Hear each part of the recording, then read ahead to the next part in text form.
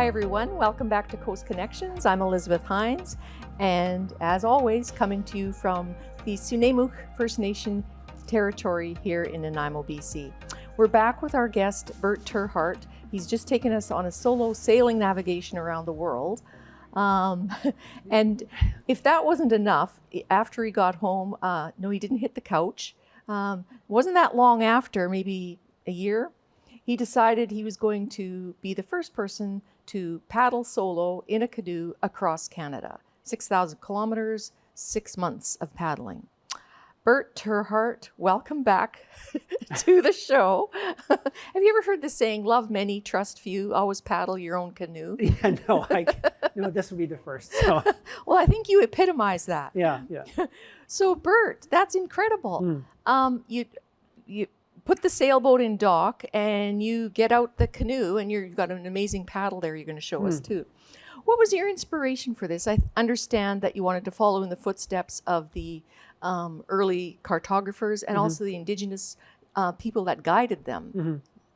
Talk to us a bit about that. Well, I'm a very proud Canadian. I think we have an amazing history, and we have of course, the country is beyond beautiful. But there's the history that lays at our feet is unbelievably rich, and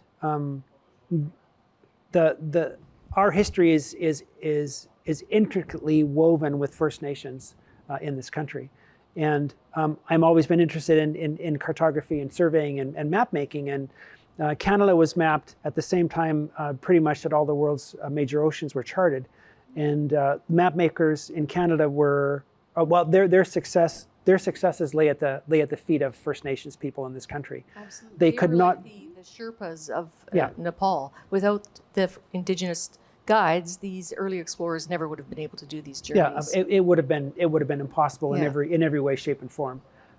So they're the Indigenous people. They were their guides. They were their partners. They were their political emissaries. They provided for them. They provided food and shelter. The list goes on and on and on. So the partnership that they had created with those people is just, if you read the journals of those people, of Thompson and Mackenzie and Fiddler and Turner, and the list goes on and on, there you get a small bit of insight into the relationship they had with First Nations people. And I wanted to explore that. And I felt the best way that I could do that, you've heard the saying, you walk a mile in someone's shoes. Well, I simply chose to walk 4,000. So to get some insight into, firstly, what the challenges were, not just for, of course, the early explorers, but of course First Nations people as well. Because Canada is still a very big, tough country if you choose to walk across it. So that's at least one of the whys. And exploring that connection that they had with the land and the water and the rivers and that ancient, this is going on thousands and thousands of years before any Europeans came over. And to honor that history. And we'll talk a little bit about that, how you're going to help honor that Indigenous history here. So what vessel did you take this time? I took a 16-foot canoe. So it weighs about 40 pounds. Fully loaded, it weighs, without me in it, weighs about 180 or 190 pounds. Unbelievably tough, very high tech. It's made out of carbon and, Kevlar and glass, and S-glass and E-glass and epoxy. So it's an unbelievably tough, tiny little boat.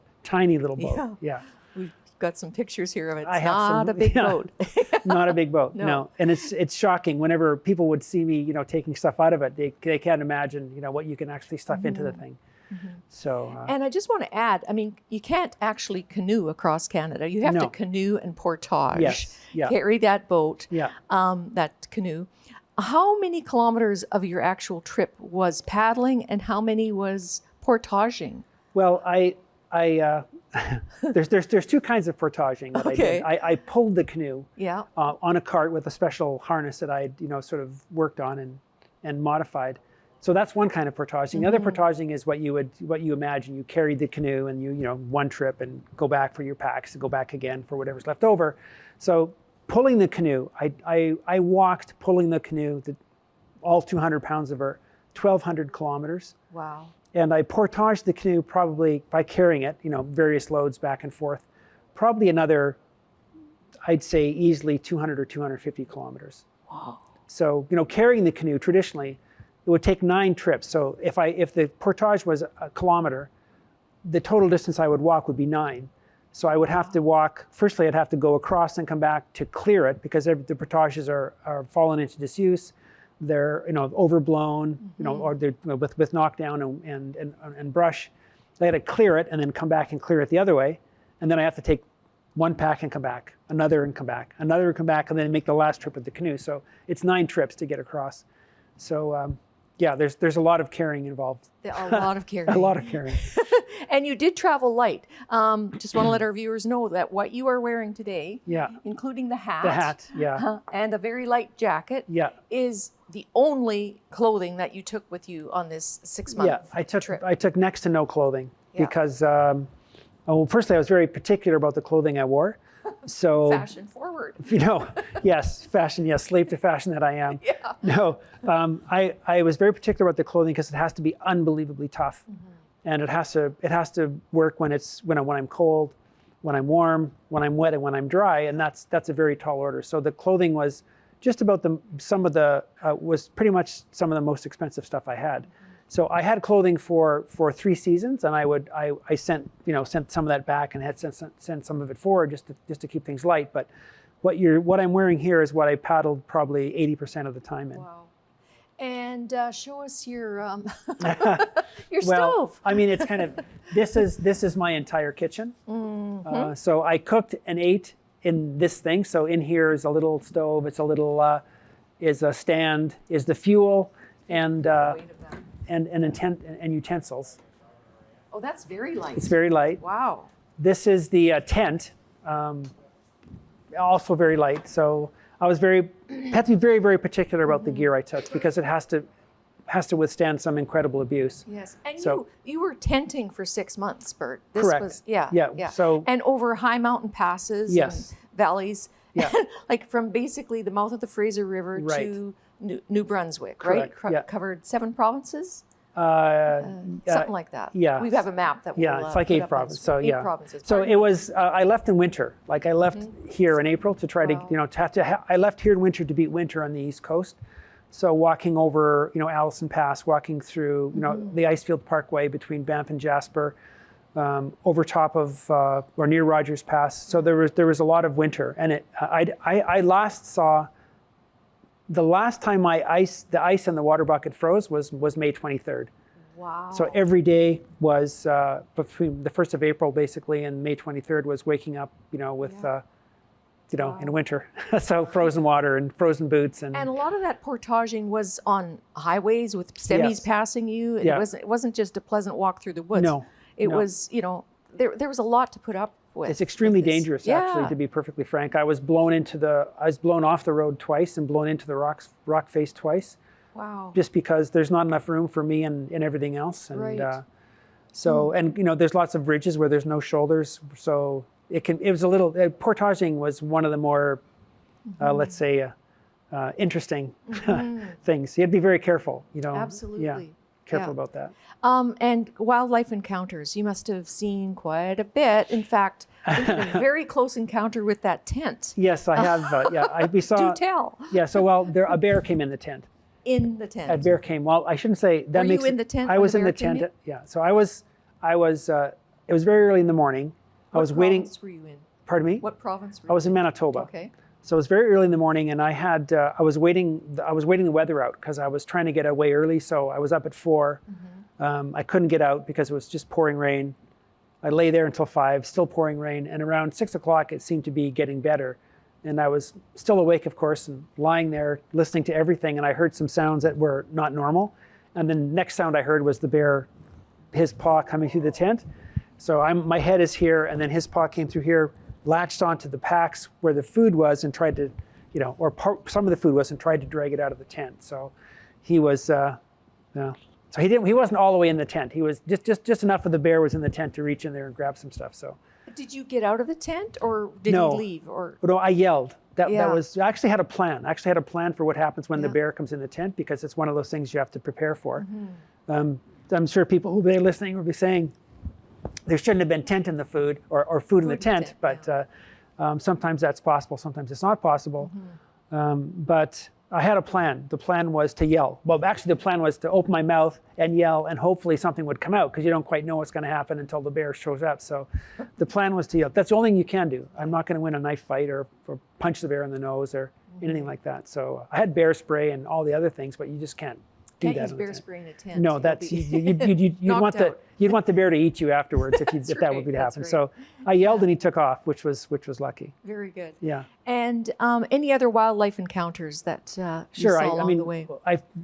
Everything just about everything in Canada, other than a grizzly bear I saw. So from moose to cougar to coyotes to wolves to all the different birds, all the different kinds of ducks, all the different kinds of geese, the swans, the pelicans, the beavers. Canada is just littered with beavers. It's hard. I was shocked by the number of beavers that you see and come across. So, all kinds of wildlife. What's that like for you? Like for your spirit to be immersed in that natural world for that long and seeing all these wonders that most of us only see on TV. Well, how does that feed your soul? Well, you had mentioned it very briefly, saying that traveling along the routes or in the footsteps of First Nations people. One of the things I wanted to do was try to get some insight into the relationship that they had with the land and the lakes and the rivers. And one of the ways to do that, of course, is to get out there and do it in the way that they did it. So I approximated it, because I have very high-tech stuff. I have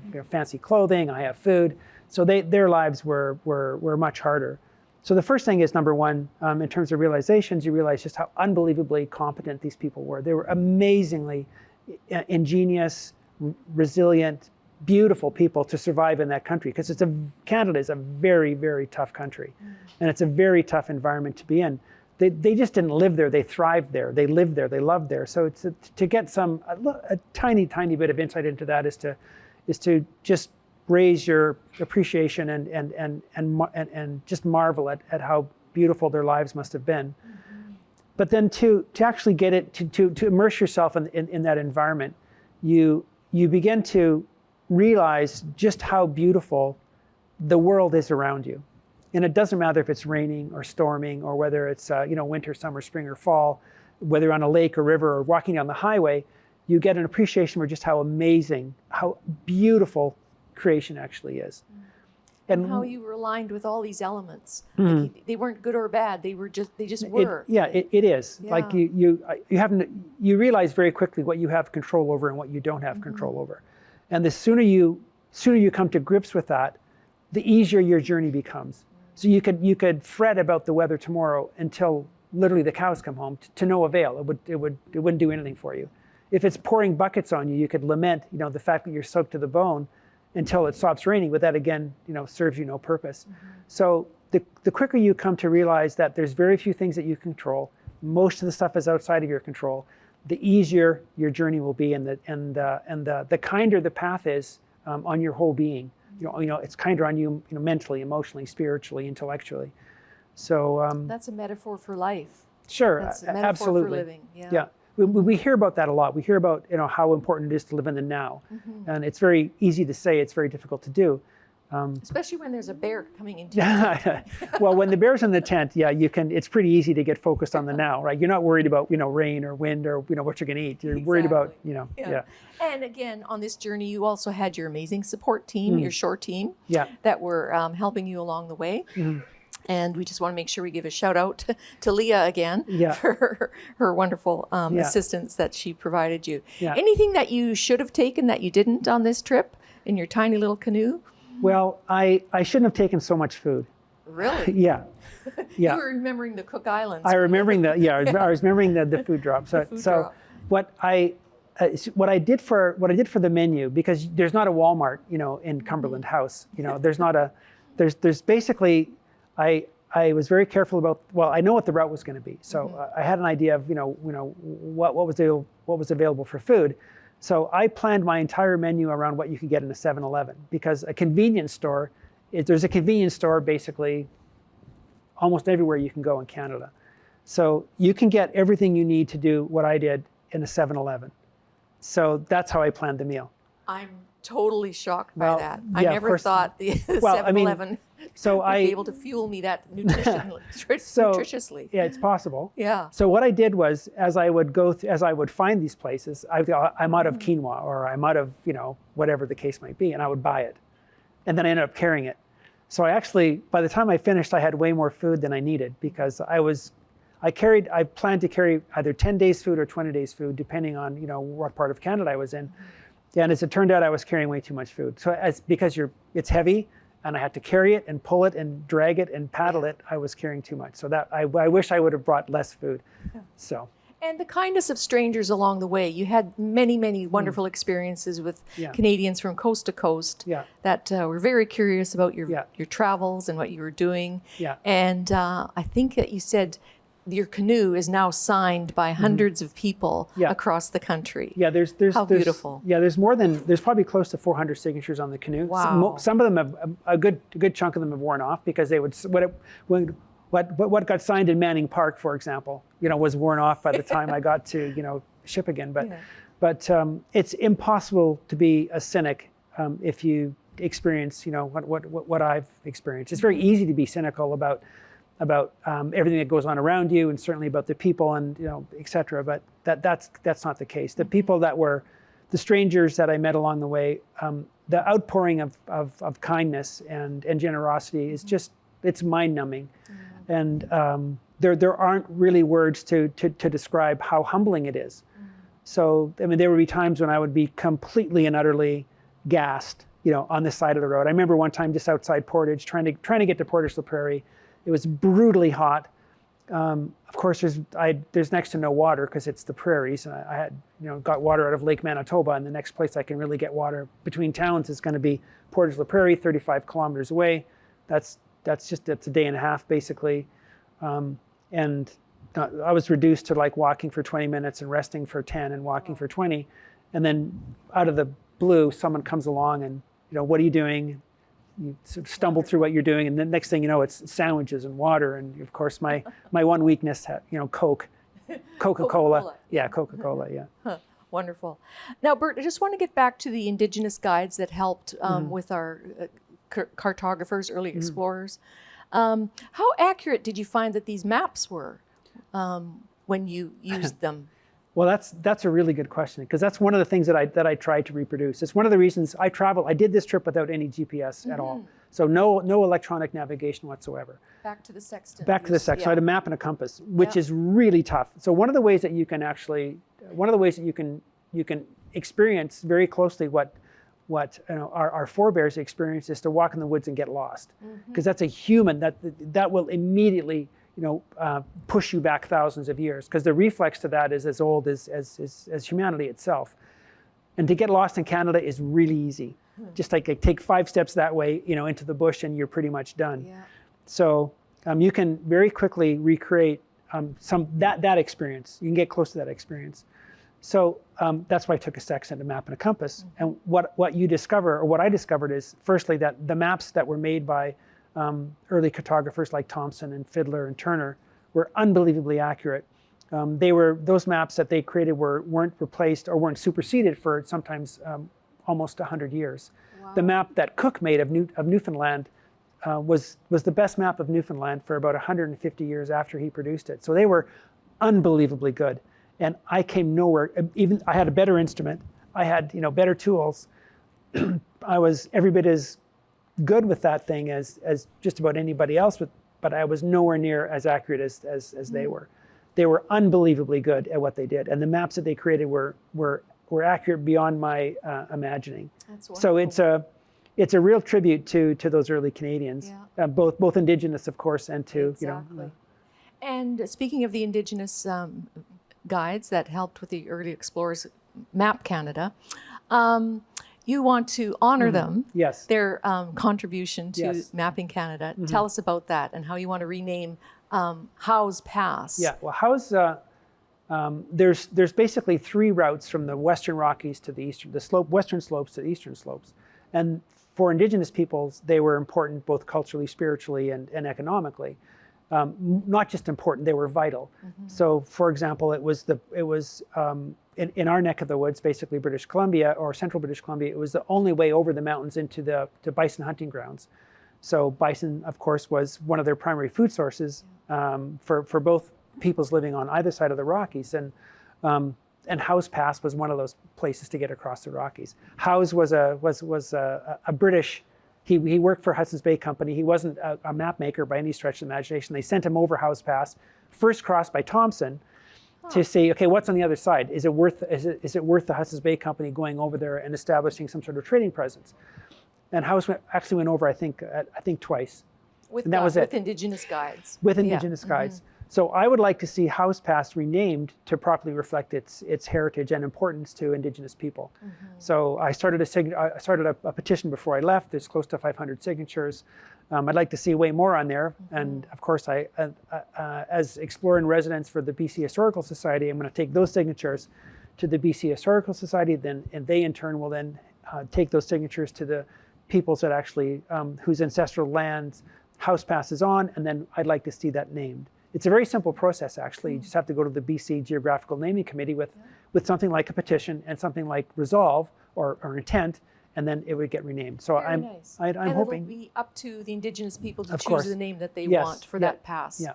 And we've got the graphic on our screen. Yes. Viewers can go and sign the petition if they'd like. That would and be let's great. hope that happens. Yeah. That'd be great. And Bert, you've also been honored by the Canadian Geographical Society as well. They had you in Ottawa a couple months ago to give you a great honor and induct you into that society. Yes, So- I was made a fellow of the Royal Canadian Geographical Society. So I'm a member of the College of Fellows with the Royal Canadian Geographical Society as a reflection of my contribution to educating Canadians and the world in general about some of the more interesting history that we have, and in particular our geography and cartography.